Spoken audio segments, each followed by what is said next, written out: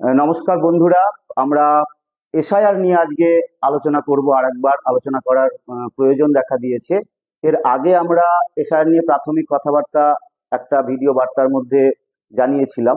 এখন বেশ কিছুদিন পেরিয়ে গেছে এবং নতুন অনেক কিছু বিকাশ ঘটে গেছে আমরা জানি। আপনারা জানেন যে ইতিমধ্যেই পশ্চিমবঙ্গে এসআইআর এর প্রক্রিয়া একটা শুরু হয়ে গেছে।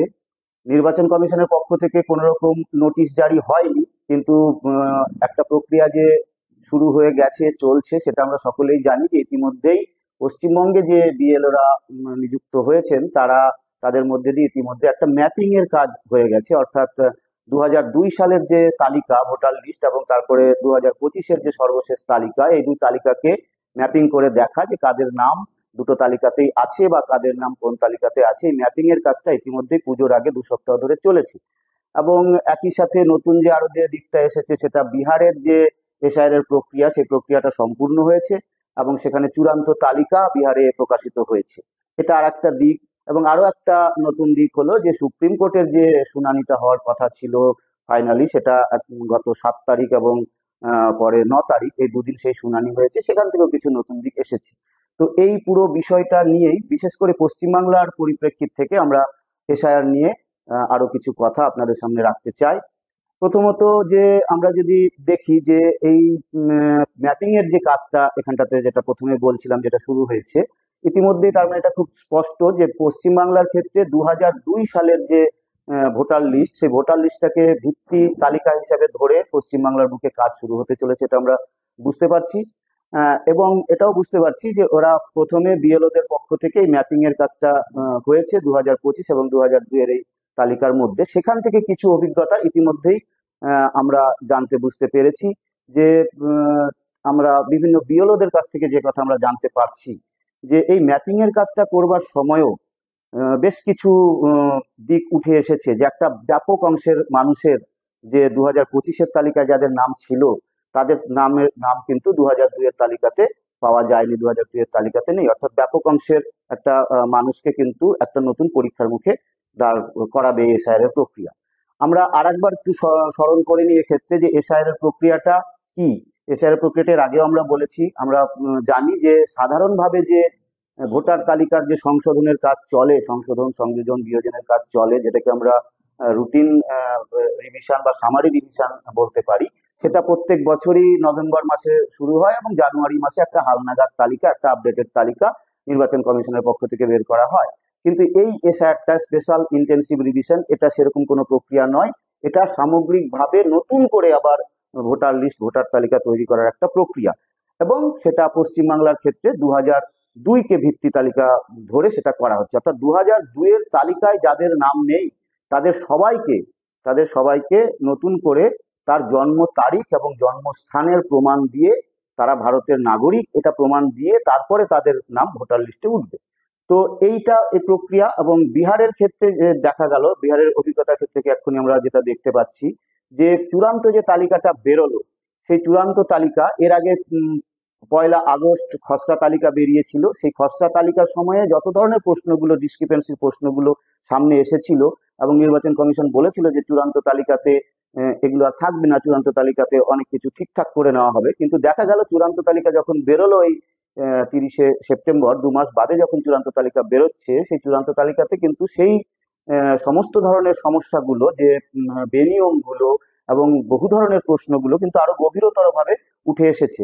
আমরা দেখতে পাচ্ছি যে রিপোর্টার্স কালেক্টিভের পক্ষ থেকে যে বিশ্লেষণ হাজির করা হয়েছে এবং তারা একটা অথেন্টিক বিশ্লেষণ করেছে। নির্বাচন কমিশন তারা নিজেরা যে সফটওয়্যার ব্যবহার করে, যে প্রোগ্রামিং ব্যবহার করে যেভাবে এই তালিকাকে বিশ্লেষণ করে, সেই একই পদ্ধতি বিশ্লেষণ করার কথা, সেই একই পদ্ধতি ব্যবহার করে রিপোর্টার্স কালেক্টিভ করেছে। এবং দেখা যাচ্ছে যে তাদের যে সবচেয়ে বড় জায়গাটা এসে হাজির হলো, সেখানে দেখা যাচ্ছে নির্বাচন কমিশন বলেছিল যে এই এসআইআর করা হচ্ছে ডুপ্লিকেট ভোটার বাদ দেওয়ার জন্য, কিন্তু দেখা যাচ্ছে সেখানে 14 লক্ষের ওপর, 14,32,000-এর মতন পাওয়া যাচ্ছে ডুপ্লিকেট ভোটার। অর্থাৎ একই ব্যক্তির একাধিক জায়গাতে তার ভোটার লিস্টে নাম দেখা যাচ্ছে এবং তার হুবহু এক নাম, হুবহু তার বা আত্মীয় স্বজনের নাম যেগুলো দেওয়া আছে, বাবা বা মায়ের নাম দেওয়া আছে, সেগুলো হুবহু এক নাম এবং বয়সও প্রায় একই।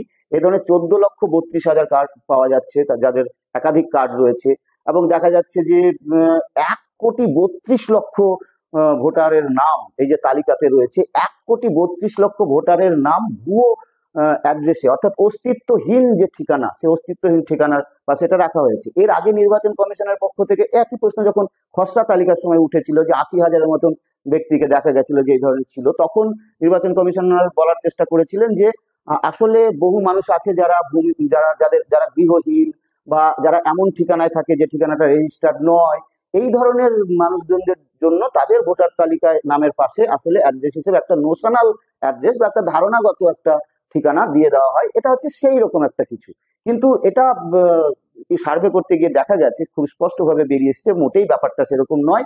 বহু ধরনের মানুষজনকে একই ঠিকানাতে ক্লাব করে দেওয়া হয়েছে। দেখা যাচ্ছে কোথাও এক ঠিকানায় 500 জনের উপর, কোথাও 650 জনের উপর, কোথাও 442 জনের উপর, এরকম সেই ঠিকানাগুলোতে এক একটা ঠিকানাতে এত এত সংখ্যককে দিয়ে দেওয়া হয়েছে। এবং এটাও আগের পর্বে এটা বিশ্লেষণের মধ্যে দিয়ে এবং ইনভেস্টিগেশনের মধ্যে দিয়ে এটাও এসেছিল, দেখা গেছিল যে একটা ঢাকা যে বিধানসভা ক্ষেত্র আছে, সেই বিধানসভা ক্ষেত্রে 80,000 মানুষকে, মুসলিম মানুষকে সংগঠিতভাবে তাদেরকে ভোটার লিস্ট থেকে বাদ দেওয়ার জন্য বিজেপি একটা সংগঠিত প্রচেষ্টা চালিয়েছিল।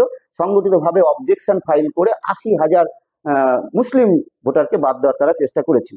এখন এই ফাইনাল লিস্টে এসে দেখা যাচ্ছে যে মূলত যে জেলাগুলোতে মুসলিম প্রধান যে জেলাগুলো আছে, সেই জেলাগুলো থেকেই সবচেয়ে বেশি নাম বাদ গেছে, এবং সবচেয়ে বড় আকারে যেটা এসে গেছে সেটা হচ্ছে মহিলাদের ওপর বিষয়টা। এর আগে 2025 সালের তালিকাতে, বিহারের তালিকাতে, 2025 সালের বিহারের তালিকাতে 1,000 পুরুষ ভোটার পিছু 914 জন মহিলা ভোটারের নাম ছিল। এবার দেখা যাচ্ছে এসআইআর এর চূড়ান্ত তালিকা প্রকাশ হওয়ার পরে সেই সংখ্যাটা 914 সংখ্যাটা কমে হয়ে গেছে 892 সংখ্যা, অর্থাৎ 1,000 পিছু পুরুষ ভোটার পিছু এখানটাতে মহিলার সংখ্যা দাঁড়াচ্ছে 892, অর্থাৎ 22 জন করে, 1000-এ 22 জন করে, 1000 মহিলা ভোটার পিছু 22 জন করে এখানটাতে কিন্তু কমে গেল, চূড়ান্ত তালিকাতে কমে গেল। এবং দেখা গেল ব্যাপক অংশের মহিলারা সেটা বাদ করেছেন, গরিব মানুষেরা বাদ করেছেন, নির্দিষ্ট একটা টার্গেট করেই কিছু মানুষজনকে আরো বাদ দেওয়া গেছে। তো এই অভিজ্ঞতার থেকে যদি আমরা দেখি যে পশ্চিমবাংলার বুকেও যদি এই এসআইআরটা হয় বা হতে চলেছে, সেক্ষেত্রে সবচেয়ে বড় আকারে যাদের উপর এটা নামতে চলেছে, অধিকার হরণ হতে চলেছে, ভোটাধিকার হরণ হতে চলেছে, সেটা হচ্ছে মহিলারা। আমরা এই পর্বে আমাদের পার্টি সিপিআইএম এর লিবারেশন, আমাদের মহিলা সমিতি, all India progressive women's association, তারা হুগলি, উত্তর 24 পরগনা, কলকাতা, এরকম বেশ কিছু জেলাতে আমরা প্রচার অভিযান যেমন চালিয়েছি, গ্রামে গিয়ে, বসতি এলাকাগুলোতে, শ্রমজীবী মানুষের মাঝে গিয়ে প্রচার চালিয়েছি এবং সমীক্ষা চালিয়েছি। সেই সমীক্ষা এবং প্রচার থেকে আমরা দেখতে পাচ্ছি যে, ধরুন যে বুঝতে পারবেন যে 2002 সালের তালিকাতে ধরুন যে নামটা যখন যদি পাওয়া যায় তাহলে আমাকে আর কোনো প্রমাণ টমান দিতে হচ্ছে না।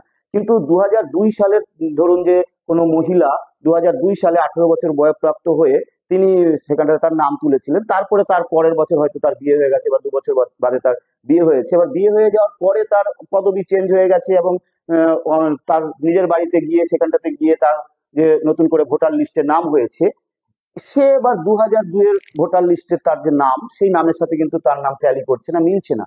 এবং আমরা এই পর্বে ম্যাপিং এর অভিজ্ঞতা থেকে দেখতে পাচ্ছি, বিএলওদের কাছ থেকে জানতে পাচ্ছি যে যখন বিএলওরা এই সমস্যার কথাটা তুলে ধরছেন যে 2002 এর তালিকায় যে মহিলার নামটা দেখতে পাচ্ছি, এই মহিলা আসলে বিয়ের পর তার নাম চেঞ্জ হয়ে গেছে, 2025 তালিকায় এই নামে আছে, এই মহিলা আসলে একই মহিলা, কিন্তু কাগজ দিয়ে এটা প্রমাণ করা যাচ্ছে না। তাহলে এক্ষেত্রে আমরা কি করব? সেক্ষেত্রে বিএলওদের সরাসরি ভাবে ইআরও, অর্থাৎ উপরের যে আধিকারিকরা, তারা সরাসরি বলছেন যে আপনাদের সব ভাবতে হবে না, কাগজ যখন নাই তখন নাই হিসাবে ওটাকে ধরতে হবে, আপনাদের ওই কাগজ খুঁজতে যেতে হবে না। অর্থাৎ প্রথম থেকে একটা এক্সক্লুশনের জায়গা কিন্তু এখানে খুব পরিষ্কার, বিএলওদের অভিজ্ঞতা থেকে এটা স্পষ্টভাবে বোঝা যাচ্ছে। তাহলে এই ধরনের মহিলারা, অর্থাৎ ধরুন যে ওই 30 থেকে 40 বছর বয়স্ক এই ধরনের মহিলাদের একটা হিউজ অংশ পাওয়া যাচ্ছে, আমাদের অভিজ্ঞতা থেকে পাওয়া যাচ্ছে যে তারা কিন্তু 2002 এর সেই সময় নাম ওঠা সত্ত্বেও তারা প্রমাণ করতে পারবে না যে ওই নামটা তাদের। এ বাদে 87 সালের জুন মাসের জুলাইয়ের 1 তারিখের আগে যাদের জন্ম, জুন মাস পর্যন্ত, জুলাইয়ের 1 তারিখের আগে পর্যন্ত যাদের জন্ম, তাদের তো প্রত্যেককে নিজের জন্ম তারিখ এবং জন্মস্থান প্রমাণ করতে হবে। এবার তার জন্ম যদি 87 সালের পরে হয়, 2004 পর্যন্ত, 87 থেকে 2004-এর ডিসেম্বরের 12 তারিখ পর্যন্ত যাদের জন্ম, তাদেরকে শুধু নিজের জন্ম তারিখ এবং জন্মস্থান নয়, বাবা অথবা মায়ের জন্মস্থান এবং জন্ম তারিখের প্রমাণপত্র হাজির করতে হবে। এবং 2004-এর পরে যাদের জন্ম ডিসেম্বরের পরে যাদের জন্ম, তাদেরকে বাবা এবং মা, নিজের তো বটেই, বাবা এবং মা উভয়েরই জন্ম তারিখ এবং জন্ম স্থান প্রমাণ করবার ডকুমেন্ট তাদের হাজির করতে হবে। তো আমরা যখন এই সার্ভে গুলো করতে যাচ্ছি, আমরা দেখতে পাচ্ছি যে একদম কম বয়সী যারা 18 থেকে 19, 20 এই বয়সী যারা আছে, তাদের হাতে এই ডকুমেন্ট গুলো, অনেক ডকুমেন্ট গুলো আছে, যে ডকুমেন্ট গুলো ওরা চাইছে, ইলেকশন কমিশন চাইছে। কিন্তু তার বাইরে একটা বড় অংশ রয়েছে যাদের কাছে কোনো রকম এই ডকুমেন্ট গুলো নেই। যে 11টা নথি ওরা ইলেকশন কমিশন চাইছে, সেই 11টা নথি নেই। আর মানুষের হাতে যে নথিগুলো আছে, আমরা দেখলাম যে, আপনারা জানেন যে সুপ্রিম কোর্টে এটা নিয়ে বারবার চর্চা হয়েছে যে আধার কার্ডকে মান্যতা দেওয়ার কথা, কিন্তু আমরা জানি যে শেষ পর্যন্ত আধার কার্ডকে প্রামাণ্য নথি হিসেবে মান্যতা দেওয়া হয়নি। আধার কার্ডকে বড়জোর পরিচিতির প্রমাণ হিসেবে দেখা হবে আধার কার্ডকে, কিন্তু সেটা তার জন্মস্থান বা জন্ম তারিখের প্রমাণ, অর্থাৎ ওই যে ওরা নাগরিকত্বের এক ধরনের প্রমাণ চাইছে, তার প্রমাণ হিসাবে যে ধরা হবে না, সেটা আমরা জানি। ফলত আধার ইতিমধ্যে এক অর্থে বাদ পড়ে যাচ্ছে। তাহলে এইটা আমরা সার্ভে থেকে দেখতে পাচ্ছি। আমরা হুগলির গ্রামগুলোতে দেখলাম, আমরা উত্তর 24 পরগনার ইটভাটা এলাকা, নৈহাটির গ্রামীণ এলাকা, শিবদাসপুর এলাকা, এই এলাকাতে আমরা লাগাতার ভাবে সমীক্ষা চালিয়ে দেখেছি। আমরা দেখেছি মিড ডে মিল ইউনিয়নের কর্মীদের মধ্যে সমীক্ষা চালিয়ে দেখেছি, মিড ডে মিল ইউনিয়নের অন্যান্য কয়েকটি ইউনিয়ন তারাও একই ধরনের সমীক্ষা চালিয়ে দেখেছে যে হিউজ পরিমাণে মহিলারা বাদ করবেন এবং তারা ডকুমেন্ট দেখাতে পারবেন না। বাবার বাড়ি থেকে আবার নতুন করে ডকুমেন্ট জোগাড় করা, সেটা একটা অত্যন্ত কঠিন ব্যাপার। ফলত মহিলাদের উপর একটা বড় এই জিনিসটা নামতে চলেছে। এর সাথে এটা তো বাস্তবতা, বোঝা যাচ্ছে যে তার মানে পশ্চিমবাংলার বুকে যদি হয়, এসআইআর হয়, তাহলে সেখানটাতে বহু মানুষ ভোটার তালিকা থেকে বাদ যাবেন। আর ভোটার তালিকা থেকে বাদ যাওয়া মানে, ভোটার অধিকারটা বাদ যাওয়া মানে আস্তে আস্তে আসলে সমস্ত ধরনের নাগরিক অধিকারগুলো থেকেই তাকে বাদ পড়ে যেতে হবে। কারণ ওই একটা সমতার জায়গায় ছিল বি আর আম্বেদকরের নেতৃত্বে যখন আমাদের সংবিধান গৃহীত হয়, তখন আমরা জানি যে সেই সময়ও তিনি বলেছিলেন সংবিধান সভাতে, ভাষণে তিনি বলেছিলেন যে ভারতবর্ষ একটা এমন একটা ব্যবস্থা পাচ্ছে যেখানটাতে একটা রাজনৈতিক সমতা আছে, কিন্তু অর্থনৈতিক এবং সামাজিক সমতা সেখানে নেই। রাজনৈতিক সমতাটা কি ছিল, যে প্রত্যেক ব্যক্তির ভোটের মূল্য সমান, তার জাত, ধর্ম, বর্ণ বা ধনী দরিদ্র, স্থান, কাল, পাত্র নির্বিশেষে প্রাপ্তবয়স্ক মানুষের একটাই ভোট, এবং প্রত্যেক ভোটের অধিকার, প্রত্যেক ভোটের মূল্য, সবার ভোটের মূল্য সমান। এই যে সমতাটা ছিল, এই সমতাটাও এবার চলে যাবে, এবং এই সমতাটাকে কাজে লাগিয়ে বা এই সমতাটার জায়গা থেকে ব্যাপক পরিমাণে মানুষ যে গণতান্ত্রিক প্রক্রিয়ায় অংশগ্রহণ করা, তাদের সরকার নির্বাচন করা, এর মধ্যে দিয়ে তার যে ক্ষমতায়নটা হয়েছিল, গণতন্ত্রের যে প্রসারটা ঘটেছিল, তার ভিত্তিমূলে এটা বড় আঘাত হবে যদি পশ্চিমবাংলার বুকে বা গোটা ভারত জুড়ে এই এসআর প্রক্রিয়াটা চলে। যেটা বিহারের অভিজ্ঞতা থেকে দেখলাম যে ব্যাপক পরিমাণে কারচুপি, ব্যাপক পরিমাণে বেনিয়ম, ব্যাপক পরিমাণে বিভ্রান্তি, ব্যাপক পরিমাণে ডুপ্লিকেশন, ব্যাপক পরিমাণে ভুয়ো ভোটার, এবং নিজেদের যে 21 লক্ষ যে বিহারে নতুন করে ঢোকানো হয়েছে, সেটার ক্ষেত্রে দেখা যাচ্ছে যেটা কারা 21 লক্ষ, এবং সেটা একটা সমস্যাজনক। কারণ সেখানটাতে দেখা যাচ্ছে যে ফর্ম 6 ফিল আপ করে তো নতুন ভোটাররা ভোটার হয়, সেখানটাতে 21 লক্ষ যদি ফর্ম 6 পূরণ করে ভোটাররা যদি ভোটার হয়ে থেকে থাকেন, তাহলে তো 18 থেকে 19, 20, 22 এই বয়সী সংখ্যাটাই সবচেয়ে বেশি হওয়ার কথা, কিন্তু দেখা যাচ্ছে 21 লাখের মধ্যে 40% হচ্ছে 25 বছরের থেকে বেশি বয়স্করাই হচ্ছে 40%। আর 18 থেকে 20 বয়সের মানুষ, 18 থেকে 19 বয়সের যারা নতুন ইনক্লুডেড হয়েছে, তাদের সংখ্যাটা, তাদের পার্সেন্ট অনুপাতটা মাত্র 20% 21 লক্ষের মধ্যে। সুতরাং বোঝা যাচ্ছে সেখানটাতে একটা কারচুপি। তো এই সমগ্র কারচুপিগুলো যদি ঘটে, সমগ্র বিনিয়মগুলো যদি ঘটে, তাহলে আমাদের এই গণতন্ত্রের যে বেসিক জায়গাটা, সেটা একটা বড় আঘাত পেতে চলেছে। সেটা কি ওদের লক্ষ্য আছে। পশ্চিমবাংলার ক্ষেত্রে ব্যাপারটা আরো গভীর ভাবে বুঝতে হবে, যে পশ্চিমবাংলাতে বিজেপি আরএসএস তাদের এজেন্ডা যেটা আছে এখানটাতে। আমরা দেখলাম যে বিহারের তালিকাতে যখনই চূড়ান্ত তালিকাটা বেরোলো যে 50 লক্ষ সেখানটাতে বাদ হয়েছে, তখনই এখানকার বিজেপির নেতারা বলতে শুরু করলো যে পশ্চিমবাংলাতে 1 কোটি 1.5 কোটি নাকি পশ্চিমবাংলাতে বাদ যাবে। এরকম তারা তো এক কথায় বলে দেয় রোহিঙ্গা, বাংলাদেশি। অথচ আমরা তো জানি যে আমাদের যে ইতিহাস, সেই ইতিহাসে আমাদের দেশ ভাগ হয়েছিল, এবং দেশ ভাগ মানে বেসিক্যালি ভাগ হয়েছিল, বাংলা ভাগ হয়েছিল, পাঞ্জাব ভাগ হয়েছিল, এবং সেই সময় আমাদের ইতিহাসের এটা একটা জায়গা ছিল যে পরবর্তীতে যারা আসতে চাইবেন, এপার থেকে ওপারে, ওপার থেকে এপারে আসবেন, তারা স্বাগত।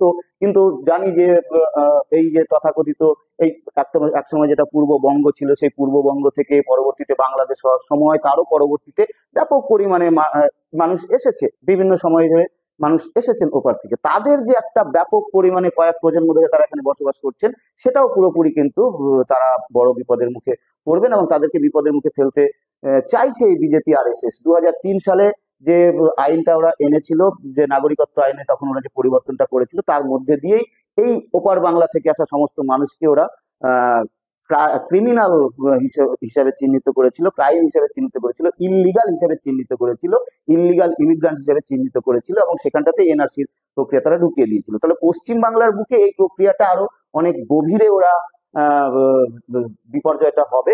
কারণ ইতিমধ্যে আমরা দেখেছি যে বেশ কিছু গ্রামাঞ্চলে বিজেপির মানুষজন তারা এক ধরনের সার্ভে করতে শুরু করে দিয়েছে, ভোটারদের মধ্যে সার্ভে করতে শুরু করে দিয়েছে যে কারা আসলে কাদের ভোটার, কারা আসলে কাদের সমর্থক, এবং সেই তথ্যগুলো ওরা পাঠাতে শুরু করেছে।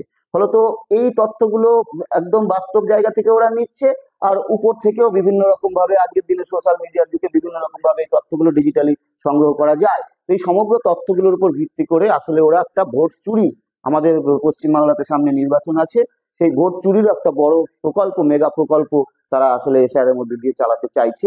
তো সেই জায়গা থেকে আজকে পশ্চিমবাংলার বুকে আমরা যেটা অনুভব করছি যে এই বিপদ বোধটা সেরকম ভাবে নেই। সমস্ত গ্রামগুলোতে আমরা যখন সার্ভে করতে যাচ্ছি, মানুষের মাঝে যাচ্ছি, দেখছি বেশিরভাগ মানুষই জানেন না যে এরকম একটা ঘটনা ঘটতে চলেছে, এরকম একটা প্রক্রিয়া ঘটতে চলেছে। বেশিরভাগ গ্রামাঞ্চলের মানুষ জানে না, এবং শাসক দলের পক্ষ থেকে এখানকার এই রাজ্যের যে শাসক দল তৃণমূল কংগ্রেস, তারা তাদের মুখ্যমন্ত্রী বলছেন যে তিনি এসআর করতে দেবেন না, এসআর চান না, কিন্তু নিচু তলাতে কিন্তু সাধারণ মানুষের কাছে কোনো রাজনৈতিক দল, কোনো মানে কেন্দ্রের যে সরকার রয়েছে তার বিরোধী যে রাজনৈতিক দলগুলো রয়েছে, বা এখানকার যে অন্যান্য রাজনৈতিক দলগুলো রয়েছে, তাদের কাউকে কিন্তু এই গ্রামাঞ্চলে এই খবরটা নিয়ে যেতে আমরা দেখছি না। বেশিরভাগ মানুষই জানেনই না যে এই ধরনের একটা প্রক্রিয়া আছে। ফলত এইটা আজকের দিনে সবচেয়ে বেশি করে করা দরকার। নির্বাচন কমিশনের ভাবভঙ্গি তো মোটেই ভালো নয়। আমরা দেখতে পাচ্ছি যে পশ্চিমবাংলার বুকে ওরা এখনো পর্যন্ত কোনো রকম নোটিশ জারি করা বা মানুষকে সচেতন করার কোনো প্রক্রিয়া না নিয়েই তলায় তারা অনেক দূর এগিয়ে গেছে। বিহারেও দেখেছি যে 24শে জুন তারা নোটিশ জারি করে 25শে জুন থেকেই চালু করে দিয়েছে, হঠাৎ করে চালু করে দিয়েছে। এখানটাতেও সেরকম ভাবে গোপনে গোপনে ওরা অনেক দূর চালাচ্ছে, এবং মানুষকে অপ্রস্তুত অবস্থায় মানুষ থাকবে। সুতরাং সবার কাছে আবেদন যে এই এশআর নিয়ে আরো সচেতনতা গড়ে তোলা দরকার। সমস্ত গণসংগঠন, সমস্ত রাজনৈতিক দল যারা রয়েছেন তাদেরকে এই বিপদটা বুঝে সাধারণ মানুষের কাছে এই জায়গাটাকে নিয়ে যেতে হবে, এবং রাজ্য সরকারের কাছে আমাদেরকে যে দাবিটা আমরা করতে পারি, সার্ভেগুলো করতে গিয়ে আমরা দেখেছি যে একটা ডকুমেন্ট আছে, 11টা ডকুমেন্টের মধ্যে একটা ডকুমেন্ট আছে, যে ডকুমেন্টটা রাজ্য সরকারের নির্দেশে সমস্ত পঞ্চায়েতগুলো থেকে, লোকাল গভর্নিং বডি থেকে এই ডকুমেন্টটা দেওয়া সম্ভব, মানুষের হাতে তুলে দেওয়া সম্ভব। 11টা নথির মধ্যে একটা নথি, সেটা হচ্ছে ওই ফ্যামিলি সার্টিফিকেটের যে একটা বিষয় রয়েছে, যেটা লোকাল সরকার বলা আছে নথির মধ্যে, যে লোকাল সরকার অর্থাৎ পঞ্চায়েত বা পুরসভা, এই ধরনের সরকার বা রাজ্য সরকার তারা কিন্তু দিতে পারে, তারা ইস্যু করতে পারে। সুতরাং আমরা গ্রামাঞ্চলের সমস্ত মানুষের কাছে বলবো, এটা আবেদন করবো যে আপনারা আপনাদের সব নথিগুলো জোগাড় করার চেষ্টা করুন। যাদের কাছে এই নথিগুলো নাই তারা পঞ্চায়েতে গিয়ে চাপ তৈরি করুন যে পঞ্চায়েতের পক্ষ থেকে প্রত্যেককে যাতে এই ফ্যামিলি নথি বা এই রেসিডেন্সিয়াল নথি ডকুমেন্টটা তাদেরকে সার্টিফিকেটটা তাদেরকে সাপ্লাই করে। এই জন্য গ্রামে গ্রামে আজকে আন্দোলন শুরু করুন। এবং পশ্চিমবাংলার সরকারের কাছে আরো একটা বিষয়ে চাপ তৈরি করা দরকার। আমরা দেখলাম যে কেরালার সরকার, সেখানটাতে তারা বিধানসভার মধ্যে তারা একটা প্রস্তাবনা পাস করেছে যে তারা সেখানে এসআইআর চাইছে না বা এসআইআর করতে দেবে না, এই প্রস্তাবনা তারা পাস করেছে। তো পশ্চিমবাংলার বুকে মুখ্যমন্ত্রী যখন বলছেন যে তিনি এসআইআর এর বিরুদ্ধে, তাহলে পশ্চিমবাংলার বিধানসভাতে অবিলম্বে একই ধরনের একটা প্রস্তাবনা তারা পাস করছেন না কেন? এই প্রস্তাবনা পাস করবার জন্য আমাদেরকে চাপ তৈরি করা দরকার। একদিকে ওই নথিপত্রগুলো দেওয়ার জন্য চাপ তৈরি করা, এবং একই সাথে ওপরে তারা যাতে বিধানসভাতে এই প্রস্তাব পাস করে তার জন্য চাপ তৈরি করা দরকার। স্বাভাবিকভাবে এই সারের প্রক্রিয়াটা যে আমাদের ভোটাধিকারের উপর আক্রমণ, আমাদের নাগরিকত্বের উপর আক্রমণ, আমাদের সংবিধানের উপর আক্রমণ, আমাদের সাংবিধানিক যে গণতন্ত্র, আমাদের যে সংসদীয় গণতন্ত্র, তার যে মূল ভিত্তি একটা স্বচ্ছ নির্বাচন প্রক্রিয়া, এবং তার ভিত্তি যে হচ্ছে একটা স্বচ্ছ ভোটার তালিকা, নির্বাচক মন্ডলী, সেইটার উপরে একটা বড় গভীর আঘাত। সেই জন্য তার বিরুদ্ধে রুখে দাঁড়াতে হবে, একই সাথে নিজেদের এই কাগজপত্র সিকিউর করা এবং এই সামগ্রিক যে ছকটা বিজেপি আরএসএস এর রয়েছে তার বিরুদ্ধে রুখে দাঁড়াতে হবে। সবাইকে সংগ্রামী অভিনন্দন। জয় ভীম, লাল সেলা।